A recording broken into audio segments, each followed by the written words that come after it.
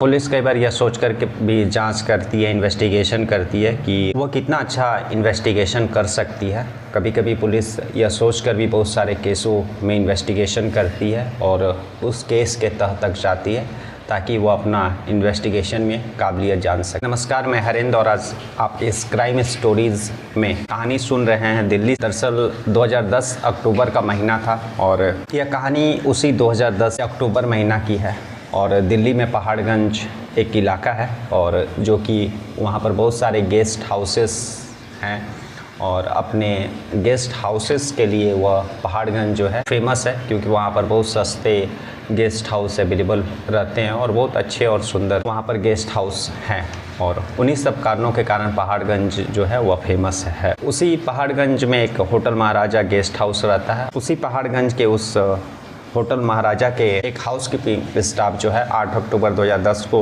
एक कमरे की सफाई करने के लिए जाता है। जैसे कि आप जानते हैं कि होटलों में सुबह सुबह जो है सारा रूम को साफ़ करने के लिए और न्यूज़पेपर देने के लिए, चाय कॉफ़ी पूछने के लिए जो हाउस कीपिंग के लोग और स्टाफ जो वहाँ पर रूम में जाते हैं, तो उसी रूम नंबर 2007 में हाउस कीपिंग का स्टाफ 8 बजे पहुँचता है। लेकिन काफ़ी आवाज़ देने के बाद भी वह दरवाज़ा खुलता नहीं है, वह वापस रिटर्न हो जाता है। फिर जो है 12 बजे उस रूम को साफ़ सफाई के लिए जाता है।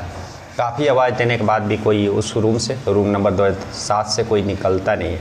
उसके बाद फिर वह धीरे से उस रूम का जो दरवाज़ा रहता है उसको धक्का देता है, दरवाज़ा खुल जाता है। उसके बाद जब रूम में प्रवेश करता है तो वह देखता है कि एक औरत जो है पलंग पर सोई हुई है और लेटी हुई है, लेकिन उसको समझते देर नहीं लगता है कि वह औरत जो है वह लेटी नहीं है बल्कि उसकी मृत्यु हो गई है, मर्डर हो गई। उसके बाद हाउस कीपिंग स्टाफ जो है वह पहाड़गंज इलाके का जो होटल महाराजा गेस्ट हाउस रहता है उसका जो मैनेजर रहता है उसको इन्फॉर्म करता है। मैनेजर उस रूम नंबर 2007 में पहुँचते हैं। उसके बाद फिर जो है वह पहाड़गंज पुलिस स्टेशन को फ़ोन करते हैं, इस केस का जानकारी देते हैं। फिर पुलिस उस पहाड़गंज के होटल महाराजा के रूम नंबर 2007 पे पहुंचती है और मौका वारदात पर पहुंचने के बाद सारा चीज़ वह चेक करती है उस कमरे की और जानकारी प्राप्त करती है कि कितने लोग उस रूम में आए थे, कब आए थे।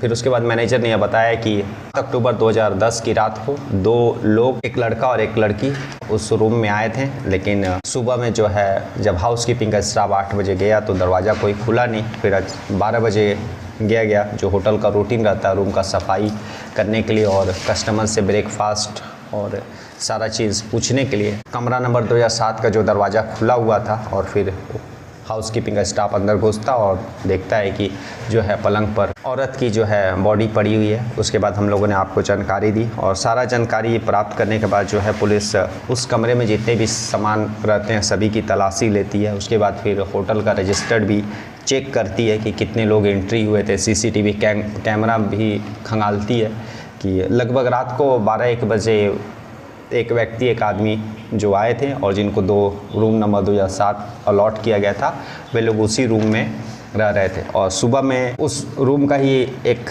आदमी जो है वॉकिंग पर जा रहे हैं या बोल करके होटल से निकलता है। लेकिन पुलिस भी यह सोच रही थी कि शायद वह उसका पति है और सारे लोग उसका इंतज़ार करने लगते हैं। लेकिन काफ़ी समय बीत जाता है, लगभग दोपहर ख़त्म हो जाता है, फिर भी उस जो औरत का बॉडी रूम नंबर 2007 में मिलता है उसका आदमी होटल में नहीं पहुंचता है। तो पुलिस का भी माथा ठनकता है, सोचती है कि कहीं ना कहीं जो है कत्ल में इस व्यक्ति का ही हाथ है। कमरे से भी पुलिस को भी कोई ज़्यादा सामान नहीं मिलता है। उन लोगों का सिर्फ एक बैग रहता है जिसमें उस औरत का 1-2 जोड़ी कपड़ा रहता है और कुछ भी उस कमरे में मिलता नहीं है।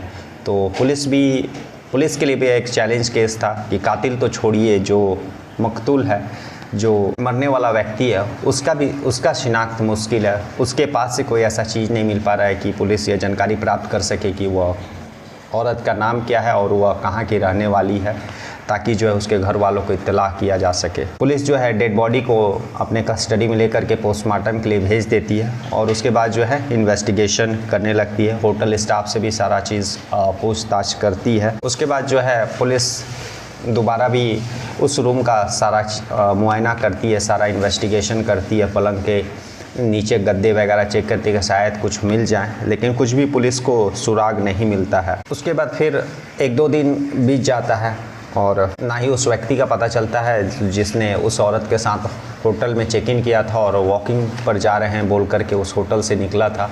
तब पुलिस जो है, जो उस पहाड़गंज पुलिस स्टेशन रहता है, वहाँ के जो इंस्पेक्टर रहते हैं, वे तीसरी बार उस होटल में पहुँचते हैं लास्ट टाइम चेक करने के लिए कि शायद कुछ मौका वारदात पर कातिल या मकतूल के बारे में कुछ जानकारी मिल सके ताकि यह केस को आगे बढ़ाया जा सके। लेकिन कोई भी क्लूज़ उस तरह का मिलता नहीं है, क्योंकि वे लोग अपने साथ कुछ भी ज़्यादा सामान लेकर के आए नहीं थे और ना ही कुछ वहाँ पर ऐसा टिकट या फिर कुछ मिला। तभी जो पहाड़गंज पुलिस स्टेशन के जो इंस्पेक्टर रहते हैं, जो तीसरी बार उस मौका वारदात पर पहुँचे थे, वे देखते हैं कि कुछ कागज़ों में जो है कुछ पूड़ियाँ लपटी हुई है। साथ में आए हुए सिपाही से बोलते हैं कि उस पूड़ी को लेकर के आओ, और जब वह पूड़ी देखते हैं और जिस कागज़ में लपटी हुई थी उस कागज़ को देखते हैं तो पता चलता है कि यह जो कागज़ किसी पेट्रोल पंप का बिल है। लेकिन पहाड़गंज पुलिस के जो इंस्पेक्टर रहते हैं उनको भी आश्चर्य होता है कि उस बिल में ना ही कोई डेट है, ना ही कोई नाम है और ना ही कोई अमाउंट है। तो यह ब्लैंक बिल है और उस बिल के साथ 2-3 पूड़ियाँ लपटी हुई है। आई थिंक वे लोग अपने घर से लेकर के चले थे रास्ते में खाने के लिए और 1-2 पीस बच गया था, तो वे लोग अपने साथ लेकर के आए शायद होटल में खाने के लिए, या फिर खाना भूल गए या बच गया जो ऐसे ही रह गया। और तो वह बिल जो मिला वह पूरी तरह से ब्लैंक था। पुलिस का भी माइंड नहीं काम कर रहा था कि ब्लैंक बिल, ना ही बिल है ना ही डेट है। तो लास्ट में पुलिस जो है वह जिस पेट्रोल पंप का बिल था उस पेट्रोल पंप का नाम देखती है, जो कि शहीद विजय सिंह फिलिंग स्टेशन हरियाणा का पेट्रोल पंप का बिल था, ब्लैंक बिल। उसके बाद पुलिस की एक टीम जो है हरियाणा के उस शहीद विजय सिंह फिलिंग स्टेशन पहुंचने का निर्णय लेती है। एक टीम जो है उस हरियाणा के लिए रवाना होती है, फिर वहां पहुंचती है उस फिलिंग स्टेशन में और उस पेट्रोल पंप के मालिक से जब बात करती है और जो बिल पुलिस लेकर के आई थी, जिस रूम में मिला था, वह बिल मालिक को दिखाती है। तो जो पेट्रोल पंप के मालिक रहते हैं वो एक्सेप्ट करते हैं कि जो बिल है यह यहीं का है। लेकिन जब वो यह पुलिस को जानकारी देते हैं कि यह बिल उन बिलों में से है जिसको अभी प्रिंटिंग करने के लिए दिया गया है, यानी अभी वह हमारे पास आया ही नहीं। अब पुलिस पेट्रोल पंप के मालिक से पूछती है कि यह बिल अभी आपके पास यूज में आया नहीं, अभी प्रिंटिंग में है, और उन प्रिंटिंग बिलों में से 20 का बिल कुछ निकला हुआ है, तो यह कैसे दूसरे आदमी के पास गया ये तो आप बताइए। तब जो है वह पेट्रोल पंप का मालिक जो है पुलिस को बताता है कि उसने उषा प्रिंटिंग प्रेस में अपने बिल को छपने के लिए दिया हुआ और अभी उस बिल का डिलीवरी का टाइम है, इसीलिए जो है उसको इसके बारे में जानकारी नहीं है। लेकिन पुलिस को भी यह कंफर्म हो जाता है कि उस पेट्रोल पंप का मालिक का जो है उस बिल के साथ मतलब उस केस जो होटल में मर्डर हुआ है उसमें कोई कनेक्शन है नहीं। पुलिस की एक टीम जो है उषा प्रिंटिंग प्रेस पहुंचती है और फिर वहाँ सारा स्टाफ का लिस्ट मांगती है और सारा जो उषा प्रिंटिंग प्रेस के मालिक रहते हैं उनसे भी यही सवाल कि आपके पास जो है शहीद विजय सिंह फिलिंग स्टेशन का जो बिल अभी प्रिंटिंग हो रहा है, उस प्रिंटिंग बिल में से कुछ बिल जो है दूसरे आदमी के पास कैसे गया है, जो हम लोगों को एक कत्ल के पास से बरामद किए हैं। उसके बाद जो मालिक रहता है वह बताएं कि कौन लोग जो है प्रिंटिंग करते हैं, बिलिंग में कौन कौन से लोग रहते हैं। और पुलिस तब यह पूछती है कि कोई ऐसा स्टाफ जो आप लोगों में से जो हाल में 3-4 दिनों से 1 हफ्ता से नहीं आ रहा है या छुट्टी में गया है। जांच करने पर पुलिस को यह पता चलता है कि एक प्रमोद नाम का व्यक्ति रहता है, वो अपनी बहन की शादी बोल करके छुट्टी में गया हुआ है। पुलिस उसका फ़ोन नंबर मांगती है और जब फ़ोन करती है प्रमोद को तो उसका फ़ोन नंबर स्विच ऑफ बताता है। उसके बाद पुलिस जो है उस प्रमोद जो प्रिंटिंग प्रेस में काम करता था, वह जिस किराए के मकान में रहता था, पुलिस उस किराए के मकान में पहुंचती है, उसके दरवाज़ा को तोड़ती है और फिर उसके कमरे की सारा तलाशी लेती है। तो उसके कमरे से तो कुछ खास मिलता नहीं है, लेकिन हाँ कुछ फ़ोन के बिल्स ज़रूर मिलते हैं और जो प्रिंटिंग प्रेस के जो बिल थे वह बिल भी कुछ उसके घर से बरामद होते हैं। उसके बाद पुलिस जो है उन टेलीफोन बिल को ध्यान से देखती है तो पता चलता है कि यह टेलीफोन बिल जो है वह पंजाब के फिरोजपुर से कॉल आया था और किसी पीसीओ का बिल था। जाहिर सी बात है, पहले जो हम लोग टेलीफोन एसटीडी पीसीओ जो बूथ है वहाँ पर जब बात करते थे तो हम लोग का जो बिल होता था, एक बिल मिलता था जिसमें सारा कुछ ट्रांजैक्शन डिटेल और कॉल नंबर, कॉल डिटेल्स रहता था, अमाउंट भी रहता था, कितनी देरी हम लोग बात किए, वो सारी चीज़ जानकारियाँ रहती थी। पुलिस उस बिल के through telephone company, telephone operator से जो है इस चीज़ की जानकारी निकालती है कि फ़ोन कहाँ से कहाँ गया है। तो पता चलता है कि पंजाब के फिरोज़पुर में कॉल किया गया था, या बिल उसी का है। उसके बाद पुलिस की एक टीम जो है पंजाब के उस फिरोज़पुर पहुँचती है, उस पीसीओ में पहुँचती है जहाँ जिस पीसीओ में कॉल किया जाता था, और बहुत सारे बिल पुलिस को उस कमरे से मिले थे।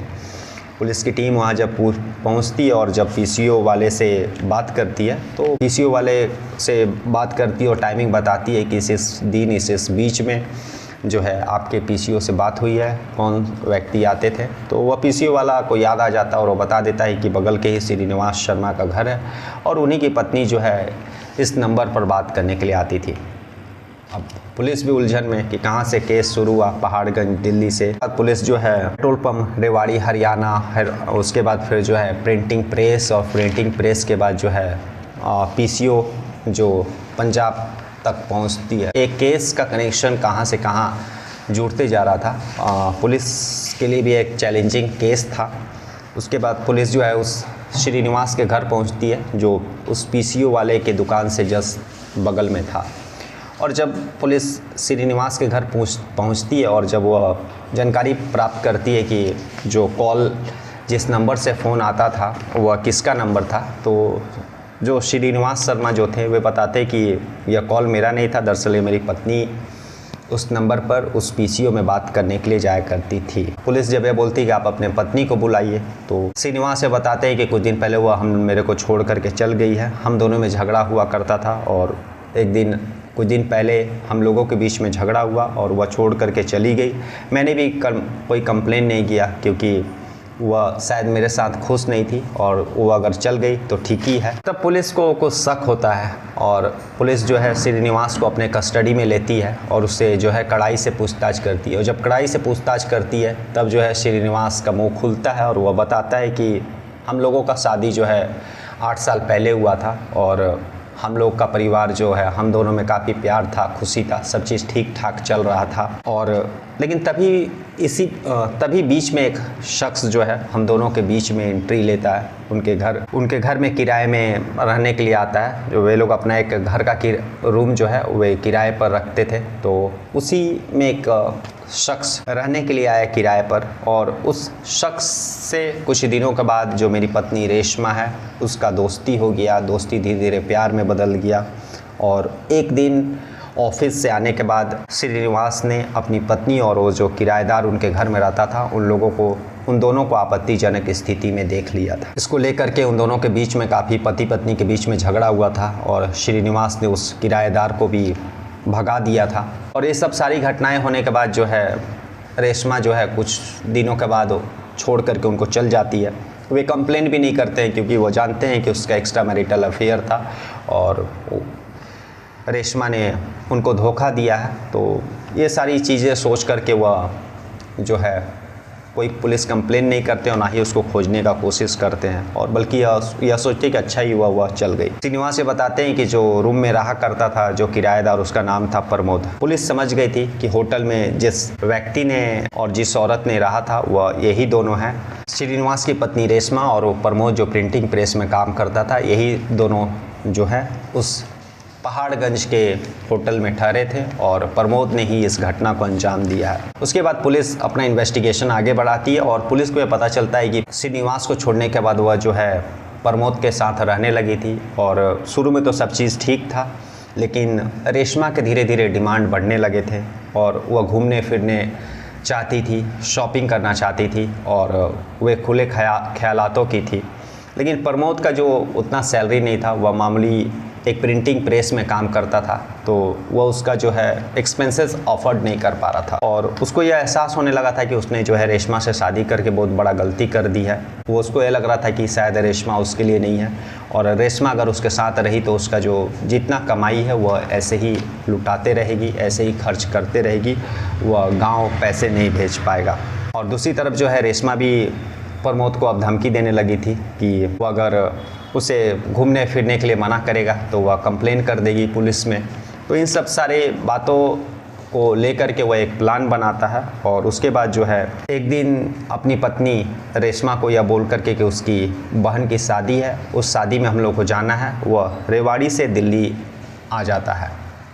और दिल्ली आने के बाद जो है वो है साथ में कोई ज़्यादा सामान लेता नहीं है, क्योंकि वह पति को बोलता है कि शादी का समय हम लोग सारा सामान दिल्ली से खरीदेंगे। कुछ भी वह कपड़ा या सामान अपने साथ ले कर के नहीं चलता है। और फिर दिल्ली आने के बाद जो है वे लोग कमरे में रुकते हैं, रात में आते हैं और सुबह में जो है वो अपनी पत्नी का मर्डर करने के बाद जो है वहाँ से निकल जाता है। उसके बाद पुलिस जो है सारा चीज़ पुलिस को क्लियर हो जाने के बाद और पुलिस प्रमोद का पता लगाती है और उसका जो घर रहता है, गांव रहता है, वहाँ से प्रमोद को गिरफ्तार कर इसकी जो इन्वेस्टिगेशन है वह काबिले तारीफ़ है। कहाँ दिल्ली से एक कमरे में लाश मिली, ना ही कातिल का तो छोड़िए उस शव का ही, उस मकतूल का ही कोई पहचान नहीं था। उसके बाद पुलिस जो हरियाणा के बाद जो है पंजाब और पेट्रोल पंप से लेकर के प्रिंटिंग प्रेस तक इन्वेस्टिगेशन की। तो इसमें जो पुलिस का इन्वेस्टिगेशन हुआ काबिले तारीफ़ है। कागज़ में लपटी हुई कुछ पुड़िया ने कातिल का सुराग दिया और शायद कातिल कभी सपने में ने भी नहीं सोचा होगा कि वह पकड़ाएगा। आज की कहानी यही थी कि पुलिस अगर चाहे तो कोई भी ऐसा क्राइम, कोई भी ऐसा